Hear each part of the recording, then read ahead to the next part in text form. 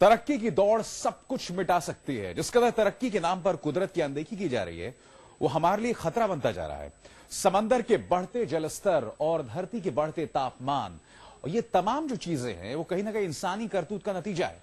पिछले 8 सालों में जिस कदर कार्बन डाइऑक्साइड की मात्रा में इजाफा हुआ है, उससे पूरी दुनिया खतरे में पड़ गई है। संयुक्त राष्ट्र जनसंख्या कोष की रिपोर्ट का दावा है कि धरती का तापमान 6 डिग्री तक बढ़ सकता है। धरती पर गर्मी बढ़ने से समुद्र के ऊपरी हिस्से का तापमान बढ़ना तय है। नतीजा ये होगा कि समुद्र का पानी 6 मीटर तक ऊपर चला जाएगा और ये प्रलय की आहट होगी।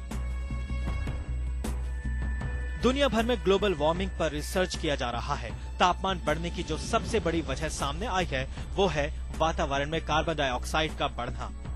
रिसर्च के मुताबिक सिर्फ फॉसिल फ्यूल यानी डीजल और पेट्रोल के बढ़ते इस्तेमाल से पिछले 8 सालों में वायुमंडल में कार्बन डाइऑक्साइड की मात्रा 29% तक बढ़ चुकी है।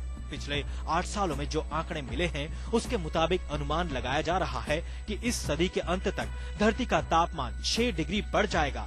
वैज्ञानिकों का दावा है कि तापमान में ऐसी बढ़त पिछले 20 लाख सालों में दर्ज नहीं की गई है। डर है कि ये बदलाव मानव सभ्यता को खत्म कर सकता है।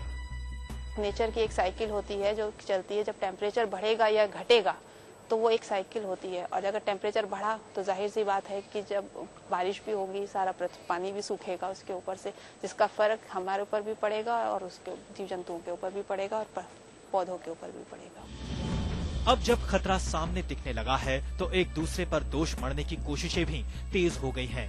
विकसित और विकासशील देश एक दूसरे को इसके लिए जिम्मेदार ठहराने में लगे हैं। विकसित देश इस मामले में भारत और चीन पर आरोप मढ़ते आए